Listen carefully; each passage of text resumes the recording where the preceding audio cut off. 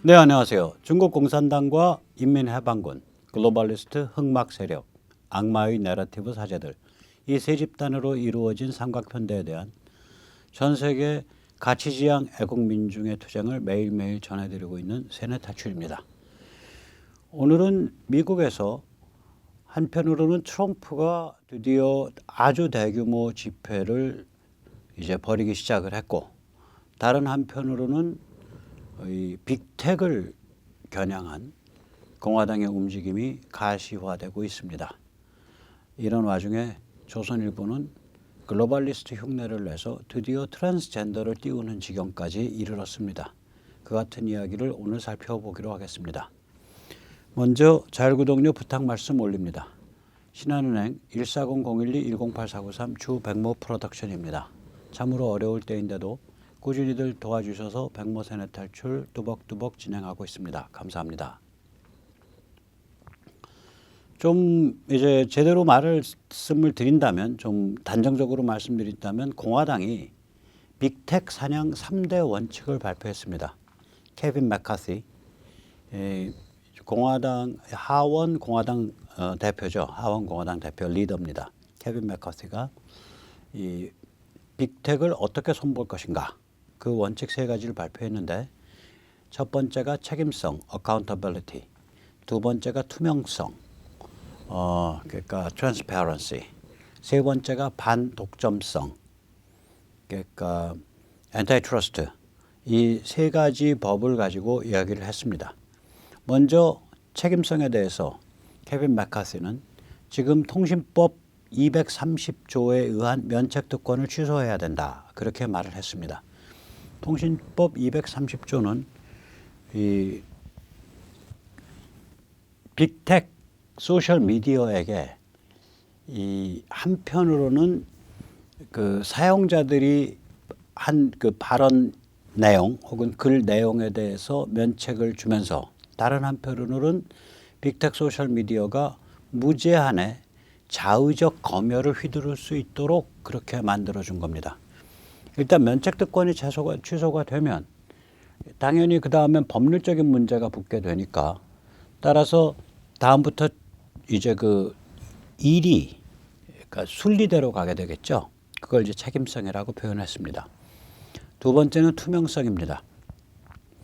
예를 들어서 이 페이스북이나 트위터나 이런 데서 이제 그 다음에 이제 예를 들면은 유튜브에서 어떤 불이익을 당하는 경우, 계정이 정지된다든지 혹은 계정에 대해서 무슨 계정을 삭제당한다든지, 유튜브는 이제 그 노랑 딱지, 그러니까 디모니타이즈, 그 유튜브 용어로는 다시 말하자면 광고 게재 거부, 이런 걸 당했을 때 당신의 내용이 구체적으로 어떠하기 때문에 이러이러하다라는 그러한 것도 없고, 그 구체적인 근거가 없죠. 그냥 커뮤니티, 그러니까 공동체 원칙에 어긋난다, 뭐 이런 추상적인 표현밖에 없어요. 두 번째로는 그런 것들만 따로 모아서 게시해 놓은 데가 없잖아요. 그런 게 쫙 게시가 돼 있으면, 아, 유튜브가 이런 성향 것들은 다 되는구나, 다 지금 손보고 있구나, 아, 페이스북이 이런 성향은 다 손보고 있구나, 일목요연하게 어떤 경향성이 보일 텐데, 이걸 뒤질 방법이 없잖아요. 그래서 뭐냐면, 투명성은 뭐냐면 빅텍의 검열은 매건 특정 웹사이트에 그 구체적 근거와 함께 공개돼야 된다는 거예요. 어떤 이 문제가 된 건이 어떤 꼭지인데, 그 꼭지에 어떤 것들이 문제가 돼서 이러이러한 조치를 이런 근거에서 취했다, 이게 웹사이트에 건별로 계속 공개돼야 된다는 거예요. 그래야 그걸 보고, 야, 너희 근데 어떻게 쭉 보니까 별 문제 없는 보수 성향 사람들은 다 안 된다고 해놨네, 너희 좀 이상한 놈들 아니야? 이렇게 일목요연하게 볼 수 있다는 거죠. 그게 투명성입니다. 세 번째는 반독점성인데요. 이거 살벌합니다. 연방기구인 연방공정거래위원회, 제가 공정자를 넣습니다. Federal Trade Committee입니다. 그러니까 연방거래위원회. 이것뿐만이 아니라 주 검찰총장들이 반독점성에 대해서 기소할 수 있도록 즉 독점적이냐 아니냐를 주 검찰이 판단하고 기소할 수 있도록 하겠다는 거예요. 이전에는 주 검찰은 이런 걸 거의 관행상 안 다루고 혹은 못 다루고 연방 공정거래위원회가 이거를 다뤘었는데 주 검찰이 바로 다루게 하겠다는 거예요. 그러니까 연방 정부만 어떻게 잘 사바사바하고 마사지하면 빠져나갈 수 있는 그런 상황이 아닌 게 되는 거죠. 그래서 이게 살벌합니다. 이 세 가지 원칙을 발표를 했고요. 뿐만 아니라 지금 거론되고 있는 민주당 주도 법안은 오히려 빅텍에 도움이 될 뿐이다 라고 맹비난을 했습니다. 지금 하원 민주당 의원들이 일부 공화당 의원과 손을 잡고 이 빅텍을 견제하겠다 해서 법안을 이제 만지작 하고 있는데요. 그 법안의 내용이 실제로는 아무 책임이 없는 연방 관료 조직에 이걸 다 갖다 바치는 빅텍에 대한 조치를 갖다 바치는 황당한 거다 이거는.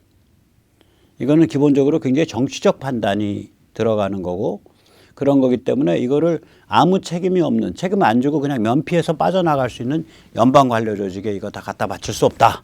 그렇게 얘기를 하고 있습니다. 다시 말하자면 지금 이 추세로 보면 내년 중간선거에서 공화당이 상하원을 장악하면 빅텍은 작살날 것으로 보입니다. 저는 감히 그렇게 말씀드릴 수 있습니다. 저는 내년 중간선거에서 공화당이 상하 양원을 다 장악할 가능성이 매우 높다라고 보고 있는데 그 경우 빅텍은 작살날 거다 그렇게 보고 있습니다. 생생한 예를 하나 들어드릴게요. 아직도 법이 덜 정비되어 있는 상태에서도 빅텍에 대한 저항이 연방 차원이 아니라 주 차원에서 상당히 있습니다. 그 주에서 보면은 자기 주는 검열을 당하지 않도록 검열하게 되면은 빅텍을 처벌하도록 그런 법을 통과시킨 주들이 있죠. 그런 흐름에 맞춰서 텍사스 대법원이 페이스북이 피소될 수 있다라고 판결을 내렸어요. 이게 뭐냐면은 페이스북이 아동 성매매에 대해서 관리 책임 소홀, 방조했다라고 그 혐의로 기소될 수 있다. 이렇게 텍사스 주 법원이 판결을 내렸는데요. 그 판결문에 굉장히 훌륭한 구절들이 있어서 세 구절을 제가 직접 인용해 드리겠습니다. 소셜미디어는 무법 지옥이 아니다. lawless no man's land. 그러니까 무법 lawless 그러니까 무법 no man's land면 이게 사람이 살 수 없는 지옥과 같은 그런 걸 뜻하죠. 소셜미디어는 무법 지옥이 아니다.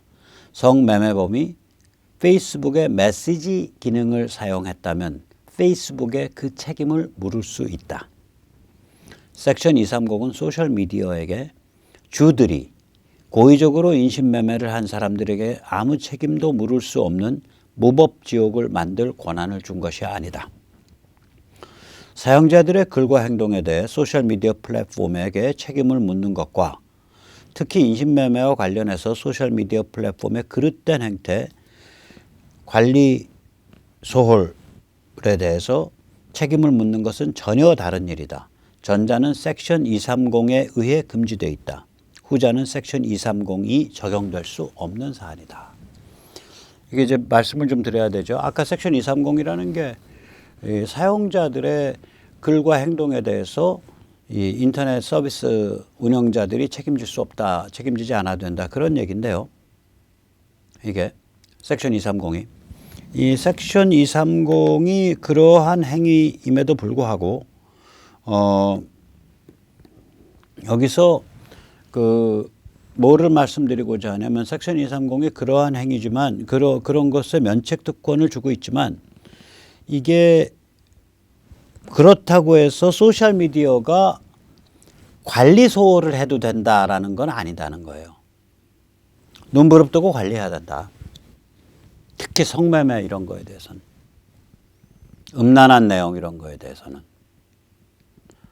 그거 관리 안 해도 된다는 거 아니다. 제가 요새 트위터를 보면요. 옛날엔 그러지 않았는데 트위터에 엄청나게 그런 그 성매매 그 트윗이 굉장히 많이 떠요. 굉장히 지저분해졌어요. 얘들과 걸러낼 수 있거든요. 걸러낼 수 있다고요, 분명히. 제가 그런 상대방들을 트윗 신청을 안 했음에도 제 트윗으로, 그러니까 특친이 아닌데 제 트윗으로 밀려 들어온다라는 건 뭔가 방조하고 있다는 거거든. 이런 방조죠. 관리소홀. 자, 그래서 우리가 이제 이렇게 살펴봤듯이 지금 미국 공화당을 중심으로 빅텍을 어떻게 사냥할 것인가, 어떻게 순치할 것인가에 대한 전체 틀이 잡혀가고 있습니다. 이러한 상황에서 지난 토요일 날 잘 아시다시피 트럼프가 10몇만 명을 모아서 오하이오 크지도 않은 지역에서 10몇만 명이 모인 대규모 집회를 열었습니다. 트럼프가 1월 달에 그 백악관에서 물러난 이후 최초의 대형 집회입니다. 이게 대성공을 했는데요.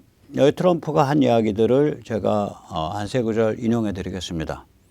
우리는 하원을 되찾을 것입니다. 상원을 되찾을 것입니다. 미국을 되찾을 것입니다. Take back. 되찾겠다. 그 다음에 2022 중간선거에서 무늬만 공화당을 쫓아내고 절대적 압승을 거두어야 합니다.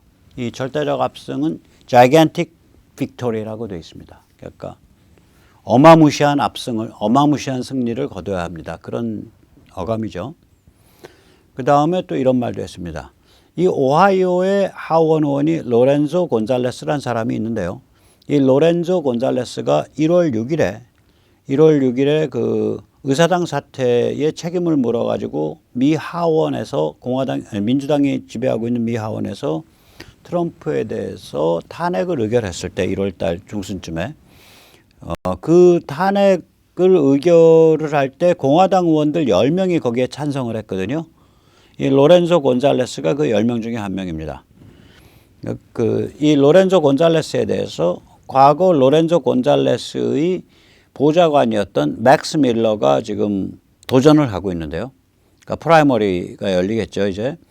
이 맥스 밀러를 지지하는 그런 발언을 해줬습니다. 뭐라 그랬냐. 로렌조 곤잘레스를 솎아내고 젊은 피 맥스 밀러를 뽑아 주십시오. 여기까지가 이제 이런 것이 이제 그날 연설한 내용에 나오는 말이고요. 그 연설에 앞서서 뉴스맥스와의 인터뷰에서 트럼프는 이런 이야기를 합니다. 우리는 전국 어디서든 수만 명 집회를 할 수 있는 유일한 세력입니다. 바이든은 12명짜리 집회밖에 하지 못합니다. 그 12명 중 한 명은 본인입니다. 그리고도 무슨 재주인지 대통령이 됐습니다. 다시 말하자면 이제 우리로 치면 1월 달에 바이든 이른바 승리, 소위 승리는 이 미국 사람들 절반 이상에게 있어서는 미국 사람들한테는 일종의 그러니까 박 대통령 탄핵같이 느껴진 거예요. 그러니까 뭐라 그럴까? 있을 수 없는 일이다, 이건. 이해가 안 되는 일이다, 이렇게 느껴진 거예요. 자, 그 상태에서 우리랑 다른 점은 여러 가지가 있는데 일단 종교 지도자들이 굳건히 버텼고 또 지식인들이 굳건히 버텼고 또 몇 개 언론이 굳건히 버텼고 그리고 민초들이 조직화됐고 공화당이 버텼고 공화당 주류가 지금 신주류로 바뀌었죠. 그리고 그 당사자인 그 정치 아이콘인 트럼프가 굳건하게 건재하고 있다고요. 이 상태에서 지금 한 1월 이후 2, 3, 4, 5, 6 5개월 동안 전국적으로 이제 그 반발, 바이든 연방정부와 또 연방 하원, 연방 상원에 대한 반발이 쫙 물이 올라왔다고요. 수위가. 그리고 앞으로 중간선거는 지금부터 따지면은 약 17개월 남았단 말이에요. 17개월, 16개월이. 그래서 이거는 제가 질 수가 없는 싸움이 된 거예요. 우리는 태극기가 바깥에서 주변화돼 버렸잖아요. 태극기가 바깥에서 주변화됐다고요. 그러니까 조직적으로 움직이는 데들이 없었다고요. 우리는. 그 다음에 박 대통령 본인은 감옥에 있고 당은 박 대통령한테 칼질을 한 당이고 당에 있는 많은 정치인들은. 그래서 우리는 이 그 문제에 대해서 탄핵에 대해서 이거 부당하다라고 말한 이 민초는 조직화되거나 세련화되지를 못했고 그 민초의 정치 에너지를 뭐 이런 세력이 뛰어들어서 한 챕터 해먹고 나가면 또 저런 정치인이 뛰어들어서 한 챕터 해먹고 또 누가 뛰어들어서 한 챕터 해먹고 그러니까 이 민초 역량이 조직화되고 지능화되는 방향으로 나가지 못하고 우리 같은 경우에는 민초 역량이 조직화되고 지능화되는 방향으로 나가지 못하고 그 태극기 운동의 지도자라고 하면서 그때마다 그 시즌에 제일 잘 떠서 그거 탁 잡아챈 사람이 자기 정치적인 아젠다로 자기 정치적인 그런 계획을 가지고 밀어붙이다가 뭐 별로 재미 못 보면 밀려나고 또 다른 사람이 잡아채고 여기는 그게 아니라 미국은 민초 에너지가 계속 조직화돼서 올라오면서 당도 완전히 지금 말하자면 그 구조조정이 됐고 또 저기 트럼프도 건재하면서 중포를 쏘고 있고 이런 상태가 된 거예요, 여기는. 그래서 저는 중간 선거에서 공화당 쪽이 대승한다고 보는 겁니다.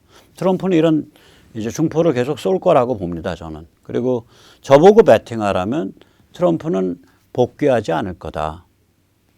그러나 저렇게 중포를 쏘는 사실상의 킹메이커, 사실상의 지도자로서 바깥에서 굉장히 보람차게 살 거다. 정렬적으로. 저는 그렇게 봅니다. 지금 뉴욕주는 트럼프로 겁을 주려고 탈세로 기소하겠다는 거거든요. 저는 트럼프 탈세로 기소하는데 트럼프를 어떻게 뭐 체포영장을 발부하겠어? 어떻게 하겠어요? 불가능하죠. 전직 대통령을. 그럼 탈세 기소하면 트럼프 가만히 있겠어요? 그냥 들이받은 거예요. 6월 26일 집회인데 이거를 의식해서인지 뉴욕 검찰이 6월 25일 날 탈세 기소 가능성이 높다라고 발표를 했어요. 겁을 주려고. 저는 트럼프가 그런 거에 겁먹을 사람 아니라고 봅니다. 이 사람은 평생 어떤 자기 존재 전체를 건 그런 그 승부사로서의 그 훈련이 되어 있는 사람이니까 눈 하나 깜짝 안 하고 계속 일 저질 거라고 봐요. 트럼프를 멈출 수 있는 유일한 길은 암살입니다. 근데 글쎄요, 트럼프를 암살하기도 쉽지 않을 거예요. 저기 돈도 있고 그래서 자기한테 배정된 경호 세력 말고 자기 돈을 써서 또 돈도 모아놨잖아요. 뭐 한 1,000억 가까이 모아놨고 알려진 것만 그런 데서 해서 경호팀 계속 보강해서 쓸 거란 말이에요. 그래서 트럼프를 실제로 암살하기도 쉽지 않을 거다. 그럼 저 사람은 저 역할 계속 기관차처럼 하는 거예요. 그래서 이런 구도가 잡혀서 저는 이런 구도가 잡혔기 때문에 이 민주당이 당연할 도리가 없다. 글로벌리스트 깨좌좀 세력이 당연할 방법이 없다. 그렇게 조심스럽게 예측해 봅니다. 자, 이런 상황인데 조선일보가 참 특이한 증상을 지금 보이고 있습니다. 제가 며칠 전에 조선일보가 기후변화를 가지고 일면서부터 일면 깔고 4면 깔고 5면을 깔았죠. 그러니까 면을 3개를 깔았단 말이야. 기후변화를 가지고. 지구에 그 재앙이 닥치기까지 30년밖에 안 남았다. 근데 전에도 말씀드렸듯이 글로벌리스트 깨자좀의 그 레시피, 내러티브가 3종류로 이루어져 있는데 3종 세트예요. 하나가 기후변화, 두 번째가 젠더 평등, 세 번째가 CRT, 그러니까 비판적 인종이론. 이 3가지죠. 다시 한번 이제 말씀드릴게요. 기후변화는 뭐냐? 그 백인이 주도하는 현대 문명이 겁없이 화석연료를 많이 떼서 이산화탄소가 많이 발생했기 때문에 그 이산화탄소에 의해서 급격한 온도 상승이 이루어지고 있어서 인류 종말이 다가오고 있다. 그게 뭐 10년, 20년, 30년이다. 이게 기후변화 스토리예요. 내러티브에. 거짓말이죠? 일단 탄소가 많아지면, 이산화탄소가 많아지면 식물 성장이 많아지고 비가 전체적으로 많아져요. 이산화탄소가 많아지면. 그래서 기온이 올라가는데 기온이 올라가기 때문에 이산화탄소가 많아진 거지 이산화탄소가 많아진다고 기온이 올라가는 게 아니에요. 이거는 그 지구의 그 기후변화의 빅사이클을 보면 그걸 충분히 알 수 있습니다. 거짓말 내러티브예요. 두 번째 이제 젠더 평등은 뭐 제가 이제 말씀드리지만 젠더라는 건 이 사람들이 말한 젠더는 어떤 그 타고날 때의 성별이 아니고 인간이 느낀 성적 취향인데 이게 무한 종류가 있다는 거고 이 성적 취향의 무한 종류가 가족이 남녀 부부가 예를 들면 다른 성적 취향, 무한한 다른 성적 취향과 다를 게 없다. 그게 젠더 평등이에요. 그래서 예를 들면 남남도 법률적 부부가 될 수 있어야 되고 여여도 법률적 부부가 될 수 있어야 되고 뭐 이런 거고 거기서 극단화되면은 어린애들도 엄마 나 저기 남자로 태어났지만 나 정신적으로 심리적으로 우리 선생님 친구들이랑 얘기해 보니까 여자인 것 같아. 엄마 나 호르몬 치료 받기 시작하고 이제 몸 다 자라면 나가 저기 성기나 이런 신체적인 육체 수술 받을게. 그러면 부모가 애를 데리고 병원에 가서 그거를 하게 해줘야 된다는 게 젠더 평등 주장하는 애들의 얘기예요. 왜냐? 젠더에 대한 선택권, 그 자유는 그 어린애한테 있기 때문에. 얘들 얘기거든요. 자, 이런 상태인데, 그리고 이제 그 CRT, 비판적 인종이론은 이런 거죠. 인간의 그 의식과 심리는 피부색에 의해서 결정이 되고, 미국과 서양 문명은 백인들의 그 노예제도와 백인들의 그 인종 차별적 관점에 의해서 만들어져서 운영되어 온 제도고 지금도 미국과 서양 문명의 바닥에는 그러한 백일 우월주의가 밑바닥에 깔려 있다. 이게 이제 비판적 인종이론의 핵심 주제죠. 이 세 가지가 이게 악마의 내러티브거든요. 제가 악마의 내러티브라 그럴 때 이 셋을 얘기하는 겁니다. 이 악마의 내러티브를 글로벌리스트 흑막 세력이 사용을 해서 좌파랑 결합을 해서 서양 문명, 서방 문명과 미국을 흔드는 거거든요. 그걸 약화시켜야 자기들이 전 세계를 쪼물락쪼물락 할 수 있고 그 쪼물락쪼물락거리는 파트너 중에 하나는 뭐 시진핑 중국 공산당은 조금 문제가 있을지 몰라도 뭐 장점인 중국 공산당 정도 되면 충분히 파트너가 될 수 있다. 뭐 이런 관점에 갖고 있는 거예요. 글로벌리스트 흑막 세력이 그 잘 살고 그 힘 있는 자들이. 자, 이런 구조인데 조선일보가 이 중에 하나를 딱 빼서 띄웠단 말이에요. 기후변화. 그리고 나선 이제 젠더 평등을 띄울까 말까 하고 간을 보고 있는 상태라고 저는 봅니다. 이게 오경묵 기자가 그냥 혼자서 이런 이거 재밌는 기사예요 라고 써갖고 이게 날 수 있는 일이 아니다라고 저는 봐요. 이거는 조선일보는 굉장히 일사불란한 회사입니다. 그 모든 언론사 중에 그날 편집국의 분위기가 뭔지를 굉장히 예민하게 기자들이 느끼지 않으면 생존이 불가능한 회사예요. 그러니까 요즘 편집국의 분위기가 기후변화 띄우고 젠더 평등 띄울 수 있는 분위기다라고 느꼈기 때문에 오 기자가 이런 글을 썼다. 안 그러면 오 기자 바보죠. 조선일보 관점에서 보면은 그 편집국 그날 분위기 그 상황 그 시점의 분위기 모르면 조선일보는 바보인 그런 회사예요. 그래서 저는 이게 조선일보의 전체 분위기가 이 분위기가 있다라고 저는 의심을 합니다. 아니면 뭐 말씀해 주시고, 이거 보세요. 엄마, 아빠, 엄마, 아들, 딸 모두 성전환. 다시 말하자면 지금 저기서, 저 가족의 아버지란 사람은 과거에 여자였던 사람이고, 저 가족의 어머니란 사람은 과거에 남자였던 사람이고, 그리고 젊은 아들 둘이 있는데 그 둘은 과거에 여성 딸이었던 사람들이에요. 최초의 트랜스젠더 가족 탄생. 좀 너무 약간 좀 뭐라 그럴까 좀 불편한 얘기죠. 좀 느낌이. 근데 기사 내용을 보면 이런 현상이 있는데 이게 사람들한테 어떠한 도덕적인 어떤 고민을 제공하는 그러한 좀 새로운 현상이다. 뭐 이런 말하자면 그런 거에 대한 관찰과 논평은 하나 없어요. 아주 뭐 개념 있고 참 신기한 일이 다 있네요. 뭐 이런 거예요. 현대 문명의 무도덕 경향과 이게 맞물려 있는데 그리고 더 나아가서 이런 경향을 글로벌리스트 세력이 일부러 띄우고 있는데 지금 바이든 대통령이라는 자가 트랜스젠더 수술을 받아서 남자였다 여성이 된 사람들이 여성 스포츠에 참여할 수 있어야 된다. 그래가지고 여성 스포츠계가 다 들고 일어난 사건이 있잖아요. 그건 뭐냐면 그냥 사람들이 저런 경향이 가끔 있다 정도가 아니고 저걸 무슨 개념 있는 새로운 차원의 자유인 듯하게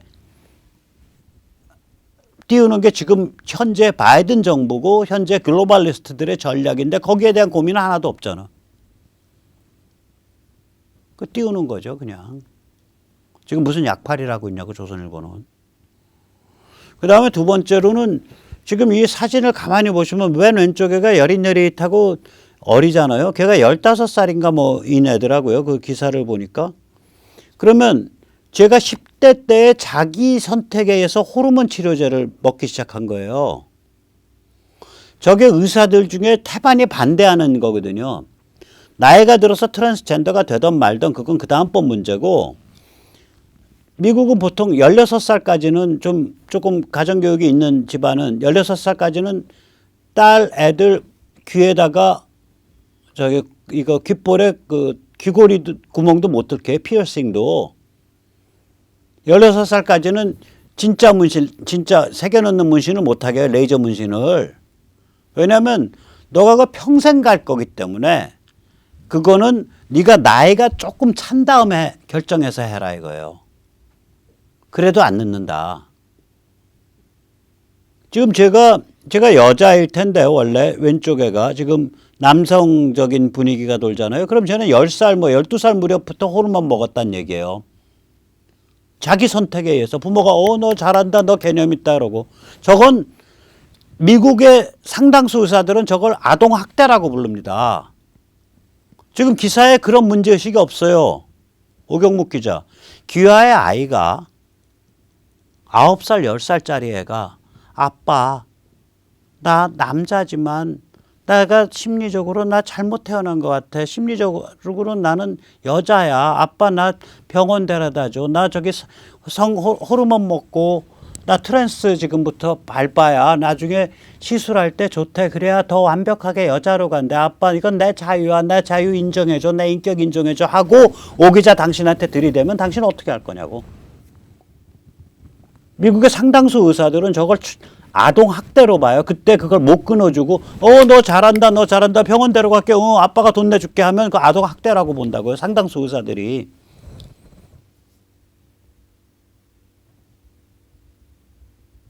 그런 일 있으면 안 되잖아요. 오 기자님.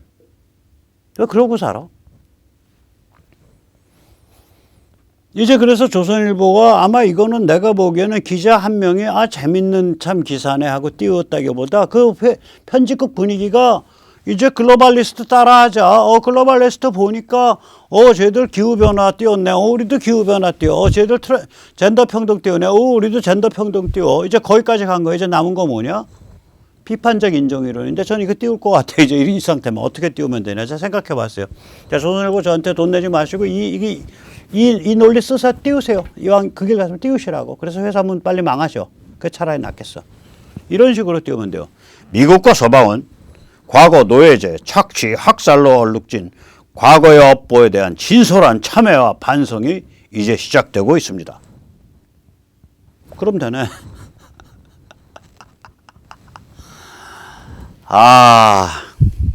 어찌하오리까. 드디어 이른바 한때 자기 스스로 민족의 보수 정론지라고 표방하던 신문이 기후변화를 띄우고 젠더 평등을 띄우고 이제 조금 있으면 이제 비판적 인종이론 띄우고 생겼어요. 살벌한 거죠. 글로벌리스트 따라하기죠. 저는 이런 걸 보면서 사실은 이제 순수히 비즈니스적 관점에서 보면 지금 조중동이 제일 포지셔닝을 잘할 수 있는 거는 뭐냐면 원칙 있는 보수, 원칙 있는 가치지향 주권 국가를 향한 관점을 세우면은 100만 부, 150만 부 넘어갑니다. 근데 그걸 안 세우거든. 그러면서 참 업보가 큰 데구나 여기가. 글쎄 이렇게 하면은 미 국무부에 뿌리박고 있는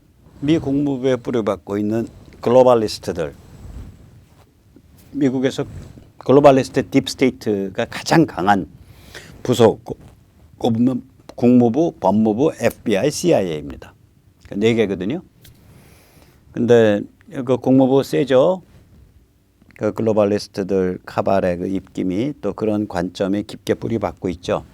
아시다시피 트럼프 2차 탄핵했을 때 거기에 칼 빼고 총 빼들고 탄핵하고 튀어들은 거는 미 국무부의 직업 외교관, 핵심 직업 외교관입니다. 우크라이나 주재 미국 대사, 그다음에 EU 주재 미국 대사, 이런 사람들이 칼 빼고 총 빼고 달려들었습니다.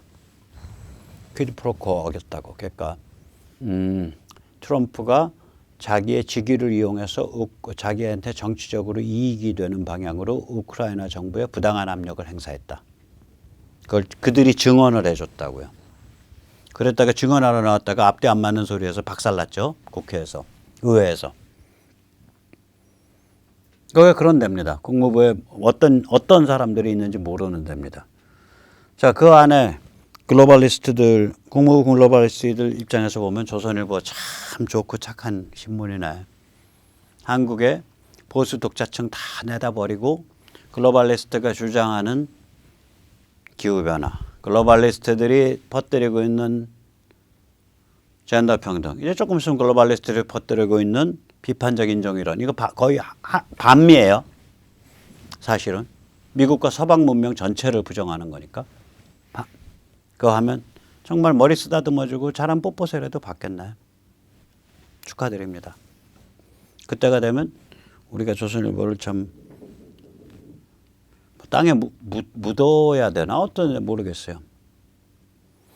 저는 이런 거 볼 때 이거는 그 기독인들이나 종교인들이 조선일보에 강력하게 경고해야 된다고 봅니다. 강력하게 경고하셔야 됩니다. 자, 오늘 여기까지 모시겠습니다. 감사합니다.